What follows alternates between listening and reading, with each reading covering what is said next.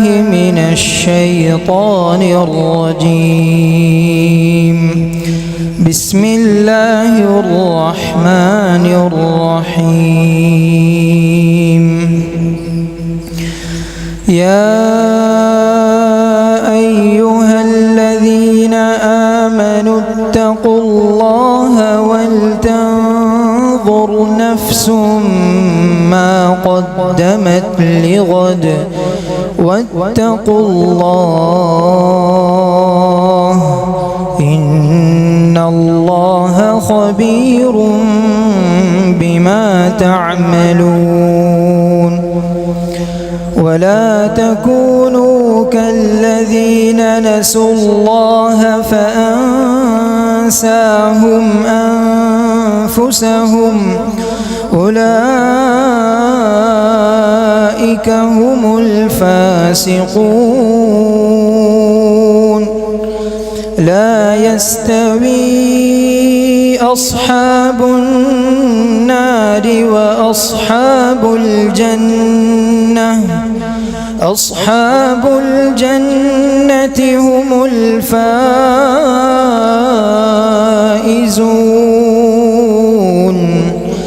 لو أنزلنا هذا القرآن على جبل لرأيته خاشعا متصدعا من خشية الله. وتلك الأمثال نضربها للناس لعلهم يتفكرون. هو الله الذي لا إله إلا هو عالم الغيب والشهادة هو الرحمن الرحيم. هو الله الذي لا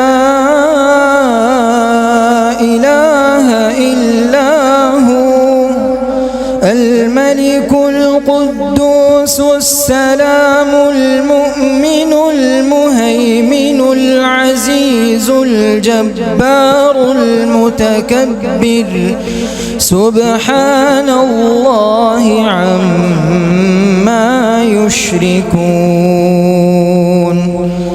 هو الله الخالق البارئ المصور له الأسماء الحسنى يسبح له ما في السماوات والأرض وهو العزيز الحكيم. صدق الله العظيم. الحمد لله رب العالمين والصلاة والسلام على سيدنا محمد سيد الأولين والآخرين وعلى آله وأصحابه أجمعين. أما بعد فأعوذ بالله من الشيطان الرجيم. بسم الله الرحمن الرحيم. يا أيها الذين آمنوا اتقوا الله ولتنظر نفس ما قدمت لغد واتقوا الله إن الله خبير بما تعملون. ولا تكونوا كالذين نسوا الله فأنساهم أنفسهم أولئك هم الفاسقون. لا يستوي أصحاب النار وأصحاب الجنة أصحاب الجنة هم الفائزون. سبحان ربك رب العزة عما يصفون وسلام على المرسلين والحمد لله رب العالمين. اللهم صل على سيدنا محمد وعلى آل سيدنا محمد وبارك وسلم. اللهم صل على سيدنا محمد وعلى آل سيدنا محمد وبارك وسلم. اللهم صل على سيدنا محمد وعلى آل سيدنا محمد وبارك وسلم۔ میرے لیے نہایت خوشی اور مسرت کا موقع ہے کہ اس وقت مجھے اللہ تعالیٰ نے علماء کرام سے بات کرنے کا ضروری موقع عطا فرمایا ہے۔ اللہ تعالیٰ اس حاضری کو قبول فرمائے اور اس گفتگو کو ہم سب کے لیے اللہ تعالیٰ بے انتہا مفید بنا دے۔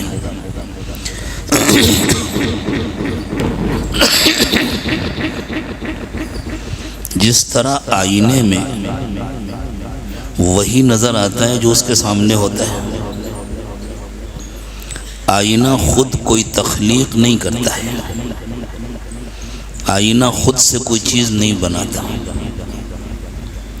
ہم نے بچپن میں لطائف فارسی میں ایک لطیفہ پڑھا تھا کہ ایک بیچارہ کالا حبشی تھا جس نے اپنی زندگی میں کبھی آئینہ نہیں دیکھا تھا۔ میری بات تو سمجھ میں آ رہی ہے نا؟ میں کوشش کروں گا آسان اردو بولنے کی انشاءاللہ۔ تو اس شخص نے اپنی زندگی میں کبھی آئینہ نہیں دیکھا تھا۔ وہ گھوڑے پر سوار ہو کر جا رہا تھا، راستے میں آئینے کا ٹکڑا پڑا ہوا تھا، اس پر سورج کی روشنی پڑ رہی تھی تو وہ چمک رہا تھا۔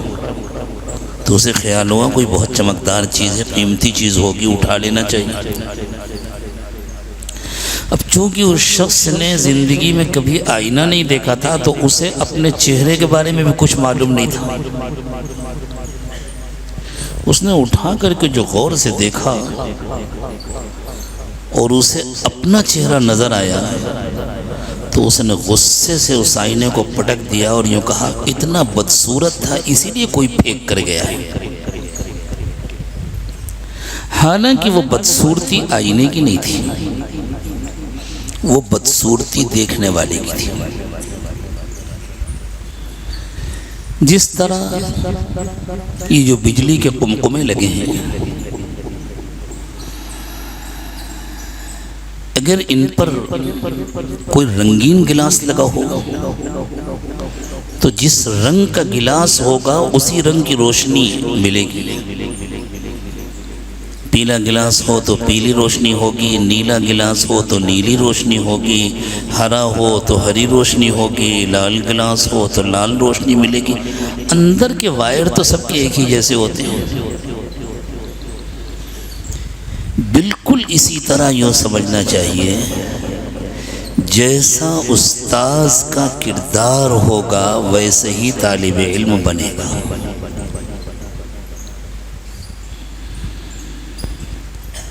استاذ طالب علم کے لیے آئینہ ہوتا ہے اور استاذ کے کردار کا طالب علم پر اثر ہوتا ہے۔ ابھی کل کا ہی واقعہ ہے، ایک نوجوان فاضل جو ماشاءاللہ دارالعلوم دیوبند کے فارغ ہیں اور بڑے باصلاحیت ہیں، علمی اور تصنیفی کام بھی کرتے ہیں، وہ تشریف لائے ہوئے تھے ملاقات کے لیے، دور سے آئے تھے، ان سے کچھ گفتگو ہو رہی تھی، انہوں نے کچھ سوالات کیے تو اس عاجز نے ان سے عرض کیا کہ بھائی تنہا علم کافی نہیں ہے، علم کا نافع ہونا ضروری ہے، علم کے اثرات یعنی عمل صالح کا زندگی میں آنا ضروری ہے، اور یہ اس وقت تک نہیں ہو سکتا جب تک علم کے ساتھ ذکر نہ جڑا ہو۔ علم بغیر ذکر کے انسان کو یہودی بناتا ہے، اور ذکر بغیر علم کے انسان کو نصرانی بناتا ہے۔ یعنی یہ مطلب نہیں ہے کہ وہ اپنے کو یہودی کہنے لگتا ہے یا وہ اپنے کو نصرانی کہنے لگتا ہے۔ صحیحین کی روایت ہے، رسول اکرم صلی اللہ علیہ وسلم نے ارشاد فرمایا لَتَتَّبِعُنَّ سُنَنَ مَنْ كَانَ قَبْلَكُمْ، تم لوگ اپنے پہلے والوں کے طریقوں پر چلو گے۔ شبرن بشبرن وذراعا بذراع، ایک ایک بالش، ایک ایک ہاتھ ناپ کر انہی کے طریقوں پر چلو گے۔ یہ پہلے والے کون ہیں؟ یہود و نصارہ ہیں۔ قرآن پاک میں اللہ تعالیٰ نے مختلف موقعوں پر بنی اسرائیل کا بہت کثرت سے تذکرہ کیا ہے۔ بحیثیت قوم سب سے زیادہ بنی اسرائیل کا تذکرہ ہے۔ وہ حقیقت میں بنی اسرائیل کا تذکرہ نہیں ہے، وہ حقیقت میں ہمارا اور آپ کا تذکرہ ہے۔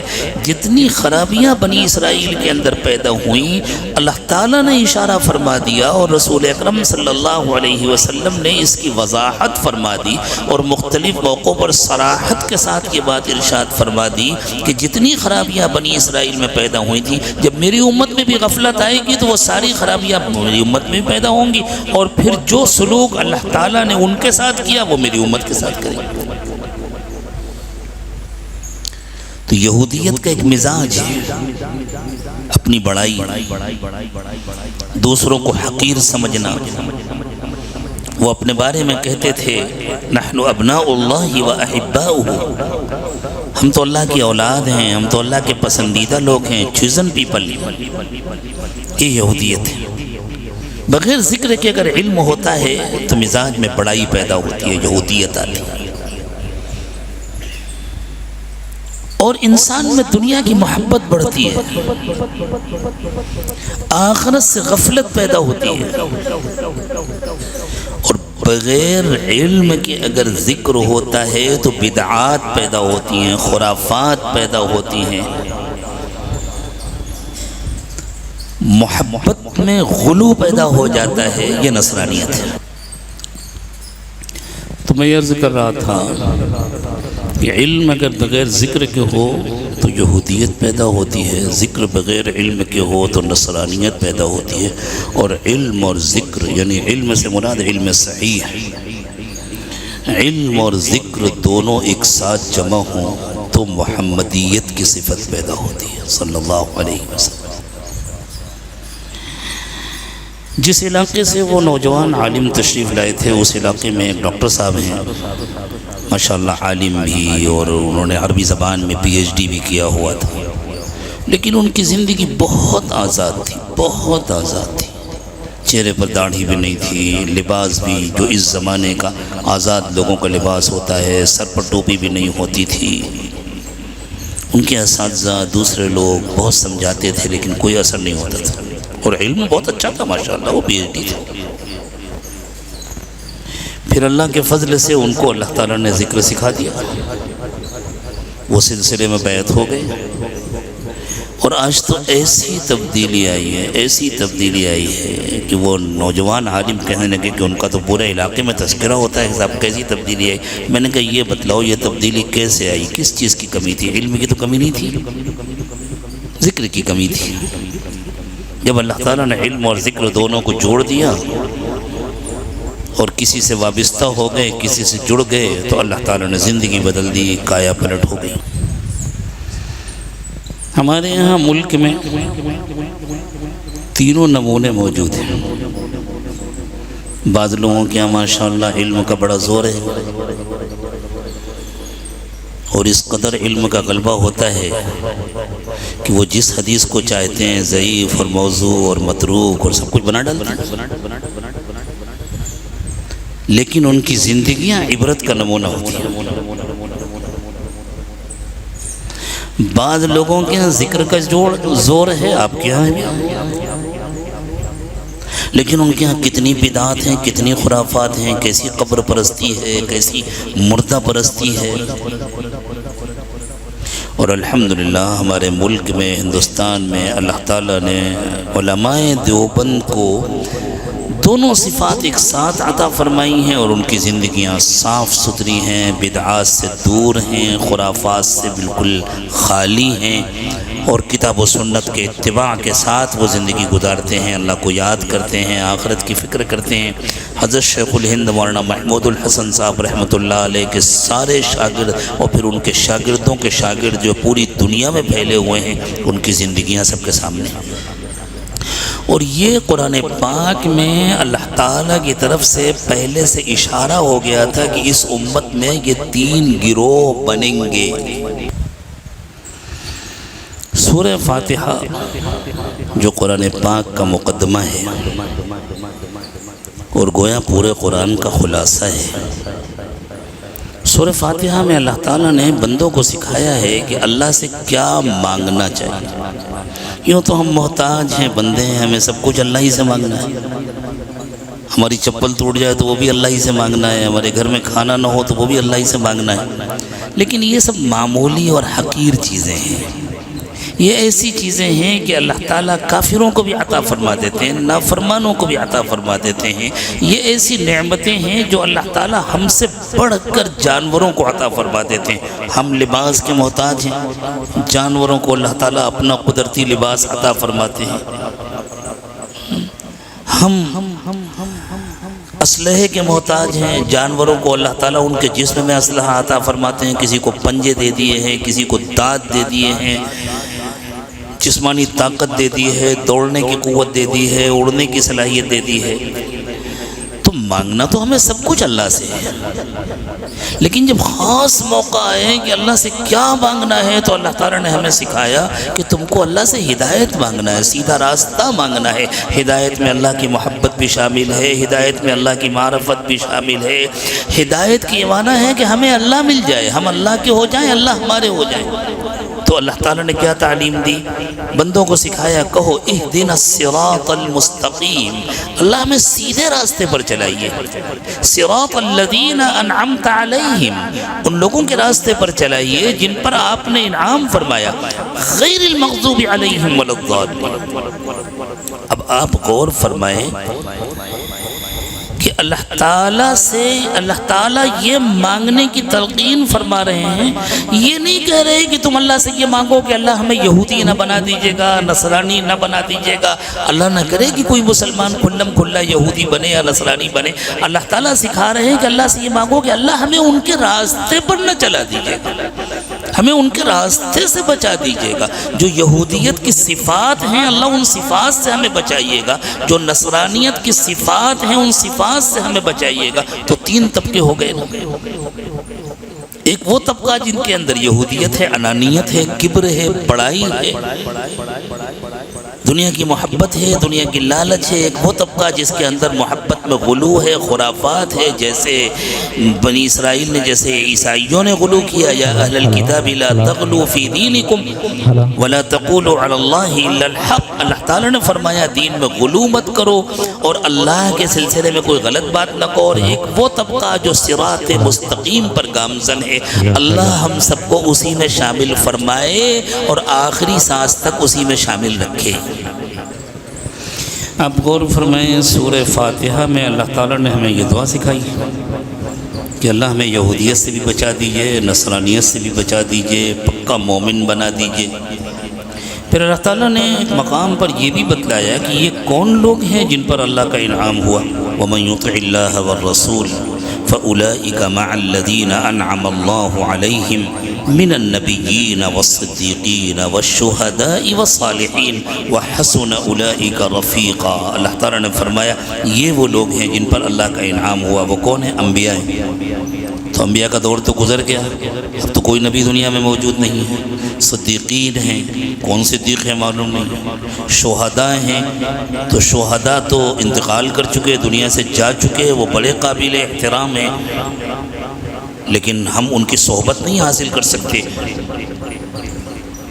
آخری طبقہ بچا الصالحین، اللہ والوں کا جو طبقہ ہوتا ہے دنیا میں، یہ وہ لوگ ہیں جن پر اللہ تعالیٰ کا احسان ہوا۔ وحسن اولئک رفیقا، یہ بڑے اچھے دوست ہیں، یہ بڑے اچھے ساتھی ہیں، ان کی صحبت اختیار کرنا چاہیے، ان سے دوستی کرنی چاہیے، ان سے محبت کرنا چاہیے۔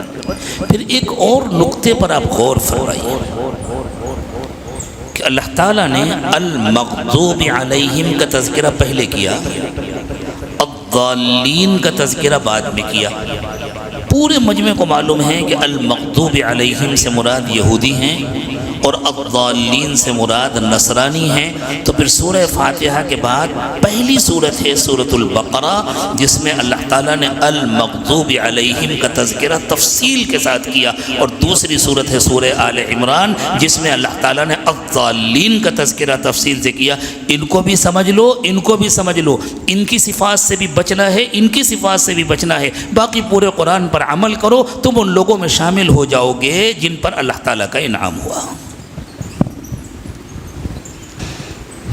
اس وقت دنیا کی صورتحال یہ ہے کہ جو دنیا کی غالب تہذیب ہے وہ نصرانیت کی گود میں پلی ہے، اور یہودیت نے اس کو کنٹرول کیا ہے اور اس کو پروان چڑھایا ہے. اور یہودیت اور نصرانیت کا مسئلہ یہ ہے کہ اس وقت یہودیوں کے پاس جو لٹریچر ہے جس کو وہ تورات کہتے ہیں، اس زمانے میں تحریف شدہ تورات، اولڈ ٹیسٹمنٹ جس کو کہتے ہیں، عہد نامہ قدیم، آپ کو حیرت ہوگی اس پوری تورات میں کہیں عالم آخرت کا تذکرہ نہیں ہے. پوری کتاب میں کہیں یہ بات نہیں کہی گئی کہ تم دنیا میں آئے ہو اپنی آخرت بنانے کے لیے. کہیں اس میں یہ بات نہیں کہی گئی کہ تمہیں اللہ کے پاس جا کر کے حساب دینا ہے. عیسائیوں کے ہاں آخرت کا تذکرہ تو ہے، لیکن عقیدہ تثلیث نے اور ابنیت کے عقیدے نے کہ نعوذ باللہ حضرت عیسیٰ علیہ السلام اللہ کے بیٹے ہیں، ان کو یہ سبق پڑھایا ہے کہ بس جس نے یہ مان لیا کہ حضرت عیسیٰ اللہ کے اکلوتے بیٹے ہیں اور وہ انسانوں کے گناہوں کا کفارہ بن کر کے سولی پر چڑھ گئے، بس جس نے یہ مان لیا اس کا آخرت میں کوئی حساب نہیں ہوگا، وہ سیدھے جنت میں چلا جائے گا. تو جب سب کو سیدھے جنت میں جانا ہے تو آخرت کا تو انکار ہو گیا نا، آخرت کا ڈر نہیں رہ گیا. اس کے نتیجے میں زندگیوں میں آزادی ہے اور دنیا کی بے پناہ محبت. اس زمانے کی تہذیب کا یہ خاص اثر ہے، یہ خاص رنگ ہے اس زمانے کی تہذیب کا کہ اس میں دنیا کی محبت بڑھ جاتی ہے. اب ہم چونکہ اسی دور میں رہتے ہیں، اسی ماحول میں رہتے ہیں، تو سب کے اوپر اثر پڑتا ہے. جیسے بارش کے زمانے میں اگر کوئی مکمل نہ بھیگے تو کچھ نہ کچھ تو پانی کے چھینٹے پڑ ہی جاتے ہیں نا. آدمی چھتری لے کر نکلے، رین کوٹ پہن کر کے نکلے،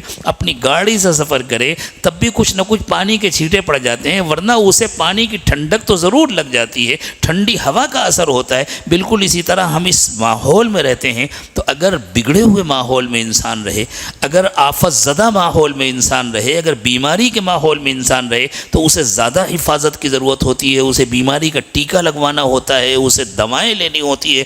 بالکل اسی طرح یہ جو اس زمانے کی غالب تہذیب ہے اس کے اثرات سے بچنے کے لیے ہم کو زیادہ اللہ تعالیٰ کو یاد کرنے کی ضرورت ہے، زیادہ اللہ کی عبادت کی ضرورت ہے، اور اپنی نگرانی کی ضرورت ہے، اور اپنے لیے کسی نگراں کو مقرر کرنے کی ضرورت ہے. اللہ تعالیٰ نے انسانوں کے لیے جو غذائیں بنائی ہیں وہی غذائیں انسانوں کے لیے دواؤں کا بھی کام کرتی ہیں. ان سے بیماریوں کا بھی خاتمہ ہوتا ہے، ان سے جسم میں طاقت بھی آتی ہے، ان سے وٹامن سے بھی حاصل ہوتی ہے، صحت بہتر ہوتی ہے. لیکن اگر کوئی انسان بیمار ہو جاتا ہے تو پھر اس کے لیے تنہا وہ غذائیں کافی نہیں ہوتی، ڈاکٹر اس کے لیے دوائیں تجویز کرتا ہے، غذا کے ساتھ ساتھ دوا کی ضرورت ہوتی ہے. بالکل اسی طرح ہم جس بیمار ماحول میں دنیا میں زندگی گزار رہے ہیں تو ہمارے لیے صرف جو عام عبادتیں ہیں وہ کافی نہیں ہیں، ہمیں اس کے علاوہ مزید اللہ کو یاد کرنے اور کسی نگراں کی نگرانی میں رہ کر کے دیر دیر تک اللہ کی یاد میں بیٹھنے کی ضرورت ہے. آپ حضرات غور فرمائیں، میں اپنے آپ کو شامل کر کے یہ بات عرض کر رہا ہوں. پڑھنے پڑھانے کے ماحول میں رہنے والے، صبح سے شام تک قال اللہ اور قال الرسول کی صدائیں لگانے والے، وہی پڑھنے والے، وہی پڑھانے والے، ہم سب اس میں شامل ہیں.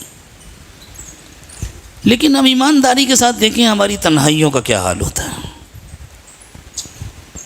کوئی انسان دیکھ رہا ہو تو ہماری گناہ کرنے کی ہمت نہیں ہوتی. کوئی شاگرد دیکھ رہا ہے، کوئی استاذ دیکھ رہا ہے، بیوی دیکھ رہی ہے، بچے دیکھ رہے ہیں، بھائی دیکھ رہا ہے، شوہر دیکھ رہا ہے، تو گناہ کرنے کی ہمت نہیں ہوتی. اور جب ہمیں کوئی مخلوق نہیں دیکھ رہی اور ہم تنہائی میں ہوتے ہیں تو کتنے اطمینان سے گناہ کر لیتے ہیں. کیوں؟ اس لیے کہ اللہ دیکھ رہے ہیں اس کا یقین نہیں ہے، جبکہ ہم سب کا یہ ایمان ہے کہ اللہ ہر جگہ ہیں اور سب کو دیکھ رہے ہیں. وَهُوَ مَعَكُمْ أَيْنَمَا كُنْتُمْ 50 مرتبہ یہ آیت کریمہ پڑھتے ہیں، پڑھاتے ہیں، اس کا درس دیتے ہیں، اس کے نکات بیان کرتے ہیں، لیکن اس کے باوجود تنہائیاں گناہوں سے خالی کیوں نہیں ہوتی؟ وجہ اس کے اور کچھ نہیں ہے کہ ہم کو وَهُوَ مَعَكُمْ أَيْنَمَا كُنْتُمْ کا علم ہے، کسی حد تک اس کا یقین بھی ہے، لیکن اس یقین کو جس طرح دل و دماغ میں چھا جانا چاہیے، جس طرح اس کا استحضار ہونا چاہیے کہ ایسا لگ رہا ہے گویا ہم دیکھ رہے ہیں کہ اللہ تعالی ہم کو دیکھ رہے ہیں، جس کو اللہ کے رسول صلی اللہ علیہ وسلم نے صفت احسان فرمایا ہے، ان تعبد ربک کأنک تراہ فإن لم تکن تراہ فإنہ یراک۔ جب تک یہ کیفیت حاصل نہیں ہوتی کہ انسان کو ایسا استحضار نصیب ہو جائے کہ بس میں جو کچھ کر رہا ہوں مجھے اس کا حساب دینا ہے، اسے لگے میں اللہ کے سامنے کھڑا ہوں، میں حساب دے رہا ہوں، وہ نماز پڑھنے کے لیے کھڑا ہو تو اسے لگے، اسے یقین ہو کہ جس طرح میں ابھی کھڑا ہوں اسی طرح میں اپنے رب کے سامنے ایک دن کھڑا ہوں گا، مجھے اپنی زندگی کا حساب دینا ہوگا، اور اس کو ایسا محسوس ہو کہ اللہ تعالیٰ میرے سامنے ہے، اللہ مجھے دیکھ رہے ہیں، اللہ میرا حساب لے رہے ہیں، تب جا کر زندگیاں گناہوں سے خالی ہوتی ہیں، تنہائیاں پاک ہوتی ہیں۔ میرے دوستو، اس کے لیے محنت کرنی پڑتی ہے۔ ہم دنیا میں کھانے پینے، اچھے اچھے کپڑے پہننے، مکانات بنانے اور آرام کرنے کے لیے نہیں آئے، یہ ہماری دنیا کی ضرورتیں ہیں۔ اللہ تعالیٰ کبھی کسی کا محتاج نہ بنائے، اللہ ہر ضرورت کی کفالت فرمائے، یہ صرف ہماری زندگی کی ضرورتیں ہیں، ہم اس کے لیے نہیں آئے۔ اللہ تعالیٰ نے انسان کو اشرف المخلوقات بنایا ہے، وَلَقَدْ كَرَّمْنَا بَنِي آدَمَ وَحَمَلْنَاهُمْ فِي الْبَرِّ وَالْبَحْرِ۔ اللہ تعالیٰ نے فرمایا کہ ہم نے انسان کو بہت عزت دی ہے، ساری مخلوق کے مقابلے میں اللہ تعالیٰ نے انسان کو اشرف بنایا ہے۔ آپ غور کریں، اگر کھانا ہماری زندگی کا مقصد ہوتا تو اشرف وہ جانور ہوتے جو ہم سے کہیں زیادہ کھاتے ہیں، گھوڑا ہم سے زیادہ کھاتا ہے، اونٹ ہم سے زیادہ کھاتا ہے، ہاتھی ہم سے زیادہ کھاتا ہے۔ اگر صرف چلنا پھرنا ہماری زندگی کا مقصد ہوتا تو جو جانور ہم سے زیادہ تیز دوڑ لیتے ہیں، جو دور تک سفر کر لیتے ہیں، وہ اشرف ہوتے۔ اگر صرف اچھے کپڑے پہننا ہماری زندگی کا مقصد ہوتا تو جانوروں کو اللہ تعالیٰ نے کتنے خوبصورت لباس عطا فرمائے ہیں، پرندوں کو اللہ تعالیٰ نے کتنے خوبصورت پر عطا فرمائے ہیں، وہ ہم سے اشرف ہوتے۔ اگر صرف مکان بنا لینا ہماری زندگی کا مقصد ہوتا تو مختلف پرندے کتنے خوبصورت گھونسلے بناتے ہیں، وہ ہم سے اشرف ہوتے۔ اگر آرام کرنا اور سونا یہ ہماری زندگی کا مقصد ہوتا تو برفانی ریچھ 6 مہینے تک سوتا رہتا ہے، آرام کرتا رہتا ہے، وہ ہم سے اشرف ہوتا۔ یہ ہماری زندگی کے مقاصد نہیں ہیں، ہم اس دنیا میں اپنی آخرت بنانے کے لیے آئے ہیں، اور اللہ تعالیٰ ہم سے ہماری پوری زندگی کا حساب لیں گے۔ آخرت بنانا، آخرت کی محنت کرنا، اللہ کو منانا، اللہ کو راضی کرنا، یہ ہماری زندگی کا مقصد ہے۔ اللہ کا شکر ہے، اللہ کا کرم ہے، اللہ نے ہمیں ایمان کی نعمت سے نوازا ہے، ایمان کے ماحول میں پیدا کیا، ایمان والے ماں باپ کے ہاتھوں ہم کو بڑا کیا، اور ان کے ذریعے سے ہم کو پروان چڑھایا اللہ تعالیٰ نے۔ ہم اس نعمت پر اللہ تعالیٰ کا جتنا شکر ادا کریں کم ہے۔ ایمان والے جو ہیں وہ اللہ کے خاص لوگ ہوتے ہیں، اللہ ولی الذین آمنوا۔ اللہ تعالیٰ نے فرمایا اللہ ایمان والوں کے دوست ہیں، دوسری جگہ فرمایا واللہ ولی المؤمنین، مفہوم دونوں کا ایک ہی ہے، اللہ ایمان والوں کے دوست ہیں۔ تو جس طرح کوئی ماں کوئی باپ اپنے بچے کو سمجھائیں تو میرا لاڈلا ہے، تو میرا پیارا ہے، تجھے ایسا کرنا چاہیے، تجھے ان کاموں سے بچنا چاہیے، اللہ تعالیٰ ایمان والوں کو بہت محبت کے ساتھ آواز دے رہے ہیں اور فرما رہے ہیں یا ایھا الذین آمنو، اے میرے پیارے بندو، اے ایمان والو، اتقوا اللہ، جب تم ایمان والے ہو تو اللہ سے ڈرو بھی، ولتنظر نفس ما قدمت لغد، اور ہر ایک کو ہر وقت اس پر نظر رکھنی چاہیے کہ اس نے کل کے لیے کیا تیاری کی ہے، اس نے اپنی آخرت بنانے کے لیے کیا بھیجا ہے۔ ہم جو عمل کرتے ہیں وہ گویا آگے جمع ہوتا رہتا ہے، آگے پہنچتا رہتا ہے۔ وَلْتَنْظُرْ نَفْسٌ مَا قَدَّمَتْ لِغَدٍ، ہر ایک کو اس پر نظر رکھنی چاہیے کہ اس نے کل کے لیے آگے کیا بھیجا ہے۔ جیسے کوئی باہر جاتا ہے نا، آپ کے یہاں سے تو بہت جاتے ہیں، دبئی جاتے ہیں، سعودیہ جاتے ہیں، مختلف ملکوں میں جاتے ہیں، وہاں تو کما کر کے وہاں سے پیسے بھیجتے ہیں نا، ایک ناریل کا باغ خرید لیں گے، ایک گھر بنا لیں گے، ایک بنگلہ بنا لیں گے، ایک گاڑی لے لیں گے، یہ کر لیں گے، یہ کر لیں گے۔ آدمی خوش ہوتا ہے کہ میں نے اتنا انتظام کر لیا، اب میں اپنے گھر جاؤں گا، آرام سے جا کر کے رہوں گا۔ اللہ تعالیٰ فرما رہے ہیں تم بھی دنیا میں آئے ہو اپنی جنت بنانے کے لیے، وہاں کا باغ تیار کرنے کے لیے، وہاں کے درخت لگانے کے لیے، وہاں کے مکانات بنانے کے لیے، وہاں کی نعمتیں حاصل کرنے کے لیے۔ تو ہر وقت ہر ایک کو اس پر نظر رکھنی چاہیے اور اس کی فکر بھی رہنی چاہیے کہ میں نے اپنی جنت کتنی بنائی. ہماری زندگی کا ہر عمل اور ہماری زبان سے نکلنے والا ہر بول یا تو ہم کو جنت کی طرف لے جائے گا یا جہنم کی طرف لے جائے گا. وہ دو اکاؤنٹ بنا دیے ہیں اللہ تعالیٰ نے. انسان کا عمل ادھر جا رہا ہے یا ادھر جا رہا ہے. کوئی عمل ایسا نہیں ہے جس کے نتیجے میں نہ جنت ملے نہ جہنم ملے. اگر انسان وقت ضائع کرتا ہے، فضولیات میں وقت گزارتا ہے، زبان سے ایسے بول نکالتا ہے جس سے اللہ ناراض ہوتے ہیں، غیبت کرتا ہے، چغلی کرتا ہے، لڑائی جھگڑا کرتا ہے، وَيْلٌ لِكُلِّ هُمَزَةٍ لُمَزَةٍ،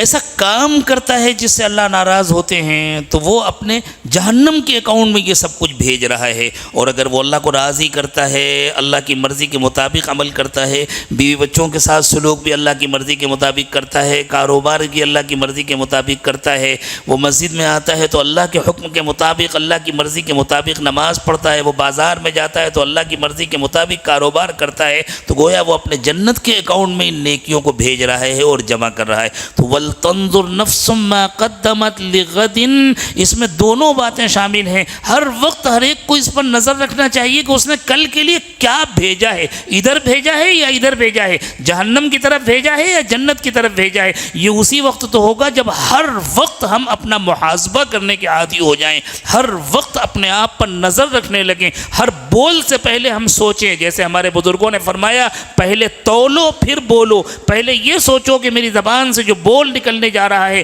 یہ مجھے اللہ سے قریب کرے گا یا اللہ سے دور کر دے گا. ہر کام سے پہلے ہم اس پر نظر رکھیں کہ میرا یہ کام مجھے اللہ سے قریب کرے گا یا دور کرے گا. یہ صفت آئے گی کیسے؟ پھر اللہ تعالیٰ نے تاکید کی، واتقوا اللہ، اللہ سے ڈرو. ابتدا بھی ہوئی تقوی کا حکم دے کر، بات پوری بھی کی جا رہی ہے تقوی کا حکم دے کر. یا ایھا الذین آمنوا اتقوا اللہ، ایمان والو اللہ سے ڈرو. وَلْتَنْظُرْ نَفْسٌ مَا قَدَّمَتْ لِغَدٍ، اور ہر ایک کو ہر وقت اس پر نظر رکھنی چاہیے کہ وہ آگے کے لیے، کل کے لیے کیا بھیج رہا ہے، اس نے اب تک کیا بھیجا ہے. وَاتَّقُوا اللَّهَ، اور اللہ سے ڈرو. ان اللہ خبیر بما تعملون، تم جو کچھ کرتے ہو اللہ اس کو خوب جانتے ہیں. اس میں نیتوں کی طرف اشارہ ہے کہ تمہاری ریاکاری سے کام نہیں چلے گا. اللہ میری آپ کی سب کی حفاظت فرمائے. صرف بندوں کو دکھانے سے اور بندوں کی تعریف کرنے سے کوئی فائدہ نہیں ہوگا. تمہارے دل کے اندر کیا ہے اللہ تعالیٰ اس کو خوب جانتے ہیں. اور اس کا خیال رکھو کہ تمہارے اندر اللہ سے غفلت نہ آنے پائے. اللہ تعالیٰ نے اپنے نبی صلی اللہ علیہ وسلم سے فرمایا، وَلَا تَكُن مِّنَ الْغَافِلِينَ، آپ غافلوں میں سے کبھی نہ ہوئیے گا. پھر اللہ نے فرمایا، تم سے تو ہمیں ایسی امید نہیں ہے کہ تم اللہ سے غافل ہو جاؤ گے، اس لیے کہ تم کو تربیت ملی ہے نبی اکرم صلی اللہ علیہ وسلم کی، یا آپ کے صحابہ کی، یا تابعین کی، یا تبع تابعین کی، یا آپ کے وارثین کی، جن کا سلسلہ جاری ہے اور قیامت تک جاری رہے گا. تم سے تو ایسی امید نہیں ہے. لیکن دیکھو بہت سارے لوگ دنیا میں ایسے گزرے ہیں جنہوں نے اللہ کو بھلایا تو اللہ نے ان سے ان کو بھلوا دیا، ان سے ان کو بھلوا دیا. اللہ کرے کہ یہ مفہوم پورا آپ تک پہنچ سکے. یعنی وہ ایسی ناسمجھیاں کرنے لگے، ایسی حماقتیں کرنے لگے کہ جیسے وہ اپنے پیر پر خود کلہاڑی مار رہے ہیں. جیسے کوئی نادان انسان کسی شاخ پر بیٹھا ہو اور اسی شاخ کو کاٹ رہا ہو، اسے معلوم نہیں ہے کہ ابھی جب یہ شاخ پوری کٹے گی تو میں خود نیچے گر جاؤں گا. بالکل یہی حال اس زمانے کی تہذیب کا ہے. یہ تہذیب اپنے ہاتھ سے خود اپنے گلے پر چھرا چلا رہی ہے. یہ تہذیب خودکشی کے لیے تیار ہے، اس لیے کہ اس تہذیب کی خاصیت ہے اللہ سے غفلت، اللہ کو بھولنا. تو اللہ تعالیٰ نے ان کو ان سے غافل کر دیا ہے، ان کو ان کے مفادات سے غافل کر دیا ہے، ان کو ان سے بھلا دیا ہے. کس قدر محبت کا انداز ہے، کتنے پیار کے ساتھ اللہ تعالیٰ سمجھا رہے ہیں، کتنی اپنائیت کا اظہار کر رہے ہیں. محبت کی انتہا ہے. فرمانے وَلَا تَكُونُوا كَالَّذِينَ نَسُوا اللَّهَ، یوں نہیں فرمایا وَلَا تَنسَوُا اللَّهَ. یہ بھی تو کہہ سکتے تھے اللہ تعالیٰ، خبردار اللہ کو نہ بھولنا. فرمایا وَلَا تَكُونُوا كَالَّذِينَ نَسُوا اللَّهَ، ان لوگوں کے راستے پر مت چلنا، ان کے نقش قدم پر مت چلنا، ان کے جیسے نہ بن جانا جو اللہ کو بھول گئے تھے. فَأَنْسَاهُمْ أَنفُسَهُمْ، اور پھر ان کو اللہ نے یہ سزا دی کہ ان سے ان کو بھلا دیا، وہ ساری زندگی اپنے ہی خلاف کام کرتے رہے۔ اب غور فرمائیں، حضرت موسیٰ علیہ السلام جب بنی اسرائیل کو لے کر مصر سے روانہ ہو گئے اور سمندر کے کنارے پہنچ گئے، اور ان کا پلان یہ تھا کہ وہ سمندر کے کنارے وہاں تک جائیں گے جہاں خشکی تھی اس زمانے میں، جو اب نہر سوئز ہے، اس زمانے میں سوئز نہیں تھی تو خشکی تھی، وہاں سے پار ہو کر کے اور پھر مدین کی طرف چلے جائیں گے۔ حضرت موسیٰ علیہ السلام ایک مرتبہ مدین اسی طرح گئے تھے اور پھر اسی راستے سے واپس آئے تھے۔ پیچھے سے چونکہ اچانک فرعون کی فوج آ گئی تو اب وہ سمندر کے کنارے چلنے کی پوزیشن میں نہیں تھے، تو اللہ تعالیٰ نے سمندر میں راستہ دیا۔ بنی اسرائیل کو فرعون نے اور فرعون کی قوم نے غلام بنایا ہوا تھا۔ حضرت موسیٰ علیہ السلام جب اپنی قوم کو لے کر نکل گئے، حضرت موسیٰ نے کسی کے گھر میں ڈاکہ تو نہیں ڈالا تھا، فرعون سے کچھ لوٹا تو نہیں تھا، اس کے لوگوں کو تو لے کر کے نہیں گئے تھے۔ اگر وہ اپنے گھر میں بیٹھا رہتا چلو چلے گئے تو چلے گئے، جانے دو، لیکن اللہ تعالیٰ نے اس کے دل میں ڈالا نہیں، پوری فوج لے کر چلے، وہ گیا۔ اب اس کے بعد جب اللہ تعالیٰ نے کھلے آنکھوں حضرت موسیٰ علیہ السلام کا معجزہ دکھایا کہ حضرت موسیٰ اللہ کے رسول ہیں، اللہ کے پیغمبر ہیں، ان کے ساتھ اللہ کی مدد ہے، اور سمندر کے اندر سے راستہ بنا دیا جو عام حالات میں نہیں بنا کرتا، تو فرعون سمجھ جاتا کہ بھئی اب نکل گئے، وہ اللہ کے رسول ہیں، اب ان کے پیچھے جانا مناسب نہیں ہے، تو بچ گیا ہوتا نا۔ لیکن وہ بھی اسی راستے میں چل پڑا اور اپنی پوری فوج کو اس نے اندر بلا لیا، اور جب اندر گیا تو پانی مل گیا۔ یہ ہے الذین نسوا اللہ فانساہم انفسہم، اللہ تعالیٰ نے جن لوگوں نے اللہ کو بھلایا، اللہ کو فراموش کیا، پھر اللہ تعالیٰ نے ان سے ایسے کام کرائے کہ انہوں نے خود اپنی قبریں کھو دیں، انہوں نے خود اپنی ہلاکت و بربادی کا سامان کیا۔ میں نے عرض کیا تھا کہ محبت کی انتہا ہے، اللہ تعالیٰ کس قدر پیار سے سمجھا رہے ہیں۔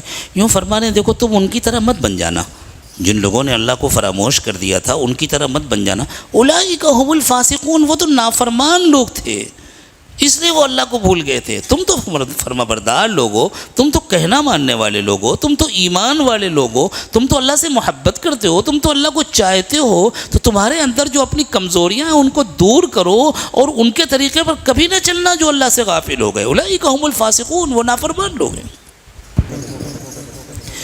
زندگیاں دو قسم کی ہیں، اعلیٰ اخلاق، برے اخلاق، پاکیزہ کردار، گندہ کردار، سچ بولنا، جھوٹ بولنا، چوری کرنا، امانت داری سے کام کرنا، وعدہ خلافی کرنا، وعدہ پورا کرنا، کسی کا دل دکھانا، کسی کی خدمت کرنا، لوگوں کو تکلیف پہنچانا اور لوگوں کی خدمت کرنا اور ان کے کام آنا۔ پوری زندگی دو قسم کی ہے۔ آج کی تہذیب کیا ہے؟ آج کی تہذیب یہ ہے کہ جس سے اپنا فائدہ ہوتا ہو وہ کام کرو، جھوٹ بولو، دھوکہ دو، بے ایمانی کرو، یہی ہو رہا ہے نا، کچھ بھی کرو بس اپنا فائدہ ہونا چاہیے۔ لیکن انبیاء کرام علیہ السلام نے آ کر اللہ تعالیٰ کی طرف سے یہ بات سمجھائی کہ یہ زندگی دو قسم کی ہیں، اس لیے کہ زندگی کے انجام دو قسم کے ہیں، ایک کا انجام جہنم ہے، ایک کا انجام جنت ہے۔ تو ایسا نہیں ہو سکتا کہ تم جیسی چاہو زندگی گزارو اور تم کو جنت مل جائے۔ اگر تم جنت چاہتے ہو تو تمہیں جنت والی زندگی گزارنی ہوگی، اور اگر تم نے جہنم والی زندگی گزاری تو تم صبح سے شام تک جنت کی تسبیح پڑھتے رہو، تمہیں جنت کی خوشبو بھی نہیں ملے گی، جنت کی ہوا بھی نہیں لگے گی۔ لا يستوي اصحاب النار واصحاب الجنہ، جہنم والے اور جنت والے برابر نہیں ہو سکتے۔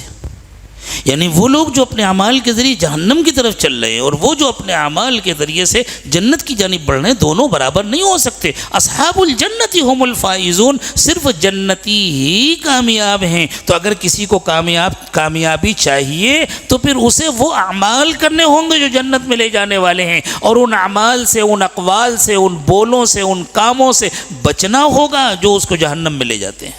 قرآن زندہ کتاب ہے، جب پڑھا جاتا ہے جو پڑھتا ہے اسے لگتا ہے کہ اللہ تعالیٰ مجھ سے گفتگو کر رہے ہیں، اسے ایسا لگتا ہے کہ جیسے کہ آیات میرے لیے نازل ہوئی ہیں۔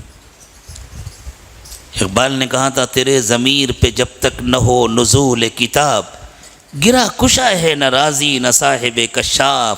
تو ہم تھوڑی دیر کے لیے یہ محسوس کریں کہ اللہ تعالیٰ ہم سے گفتگو فرما رہے ہیں، ہم سے مخاطب ہیں اللہ تعالیٰ، اور ہم سے کہہ رہے ہیں تم سے یہ امید نہیں ہے کہ تم جہنم میں لے جانے والے کام کرو گے، اور تم سے یہ امید نہیں ہے کہ تم غافل ہو جاؤ گے، اس لیے کہ تم حاملین قرآن ہو، تمہیں اللہ تعالیٰ نے قرآن عطا فرمایا ہے۔ یہ اتنی بڑی نعمت ہے، اتنی بڑی نعمت ہے، اور اتنا وزنی کلام ہے، اتنا بھاری کلام ہے، یہ اتنی بڑی امانت ہے، یہ اتنی بڑی ذمہ داری ہے کہ اگر اللہ تعالیٰ نے اس قرآن کو پہاڑ پر اتار دیا ہوتا تو پہاڑ دب جاتا۔ پہاڑ کا دبنا کوئی معمولی بات ہے؟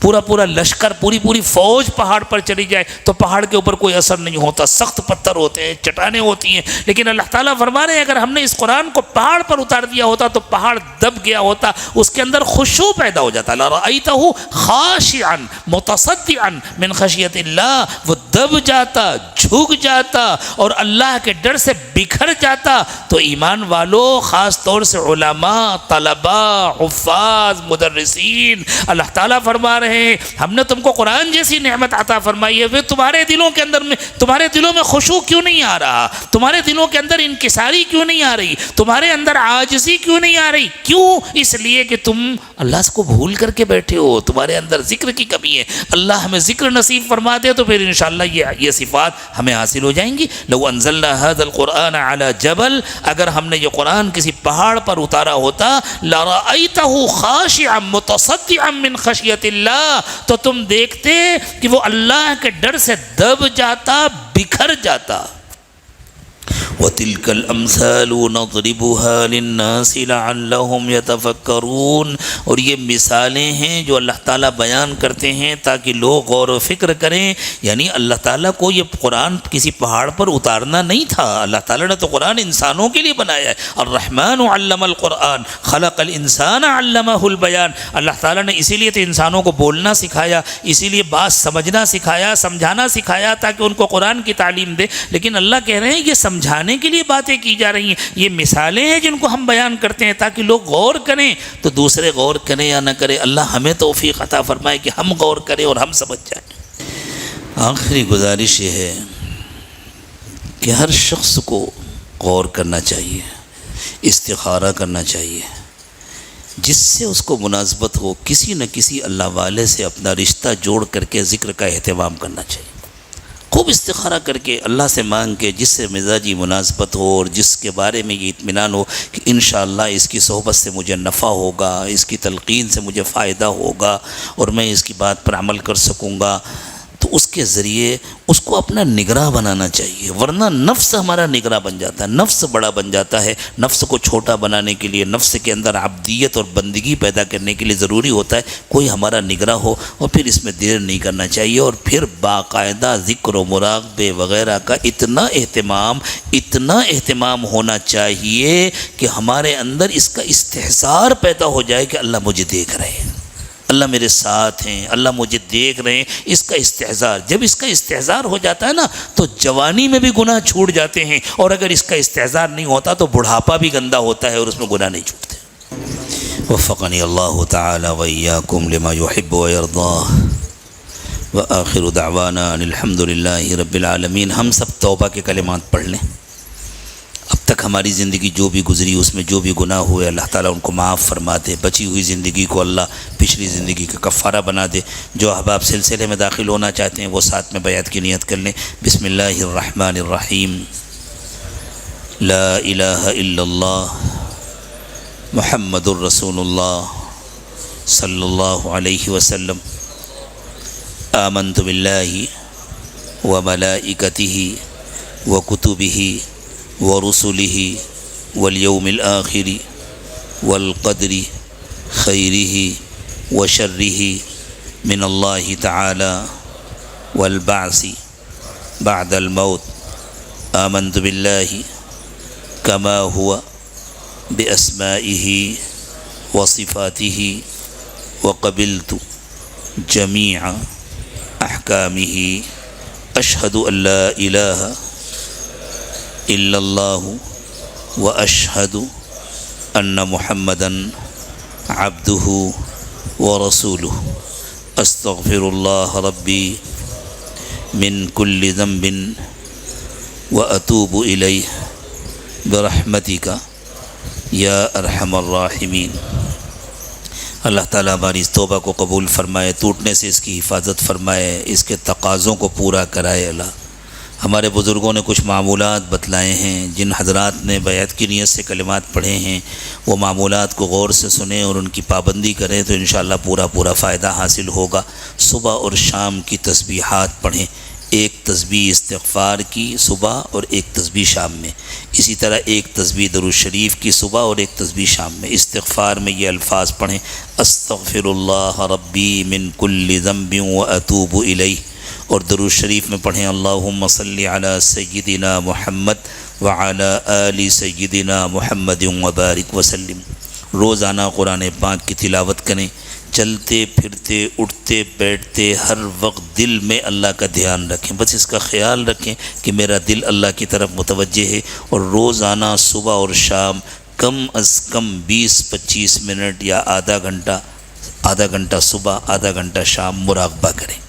مراقبے کا طریقہ یہ ہے، یہ ہمارے سلسلے کا پہلا سبق ہے، سلسلہ عالیہ نقشبندیہ کا یہ پہلا سبق ہے جس کی تلقین کی جا رہی ہے۔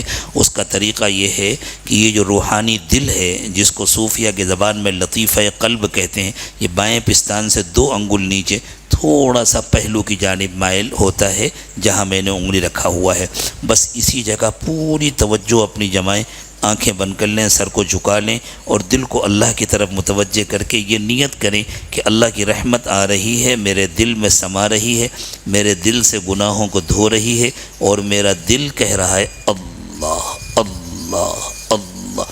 زبان سے اللہ اللہ نہیں کہنا، شروع میں خیالات آئیں گے، گناہوں کے خیالات آئیں گے، گندے خیالات آئیں گے، ان سے بالکل نہ گھبرائیں، وہ اندر کی گندگی ہے جو بھری ہوئی ہے، وہ نکلے گی، جب وہ نکل جائے گی تب اللہ کی رحمت آنی شروع ہوگی، تو اس سے پریشان نہ ہو، جتنا زیادہ مراقبہ کریں گے اتنی جلدی انشاءاللہ وہ گندگی نکل جائے گی۔ نیند آ جائے تو اس سے بھی پریشان نہ ہو، بلکہ مراقبے میں نیند اللہ کی بڑی نعمت ہے۔ جب نیند آ جاتی ہے تو انسان کا دنیا سے رشتہ ختم ہو جاتا ہے، خیالات آنے بند ہو جاتے ہیں اور دل اللہ سے لگا رہتا ہے۔ جیسے موبائل فون کو چارجنگ میں لگا دینا تو سوئچ آن ہو یا آف ہو وہ چارج ہوتا ہے، بلکہ آف ہو تو جلدی چارج ہوتا ہے، بالکل اسی طرح مراقبہ کرتے ہوئے اگر نیند آ گئی تو مراقبے کا زیادہ فائدہ ہوتا ہے۔ یہ کام روزانہ کرنے ہیں، اور مہینے میں 1 مرتبہ اپنے شیخ کو اپنے حالات کی اطلاع کرنا ہے۔ اگر ملاقات نہیں ہوتی ہے تو واٹس ایپ کے ذریعے اطلاع کریں، اور جب بھی کچھ حالات لکھیں تو اپنا نام اور اپنے شہر کا نام ضرور لکھیں، اپنے مقام کا نام ضرور لکھیں، تاکہ پتہ چلے کہ یہ کس کا پیغام ہے اور کہاں سے آیا ہے۔ اب دعا سے پہلے تھوڑی دیر مراقبہ کر لیں۔ اگر لائٹیں کچھ کم ہو جائیں، چونکہ لائٹوں سے بھی انتشار ہوتا ہے فکر میں، تو آنکھیں بند کر لیں، سر کو جھکا لیں، دنیا اور دنیا میں جو کچھ بھی ہے ان سب سے ہٹ کٹ کر اللہ کی یاد میں کھو جائیں، اور یہ نیت کریں کہ اللہ کی رحمت آ رہی ہے، میرے دل میں سما رہی ہے، میرے دل سے گناہوں کو دھو رہی ہے، اور میرا دل کہہ رہا ہے اللہ اللہ اللہ۔ زبان سے اللہ اللہ نہ کہیں، بس یہ نیت کریں کہ دل اللہ اللہ کہہ رہا ہے، میں سن رہا ہوں۔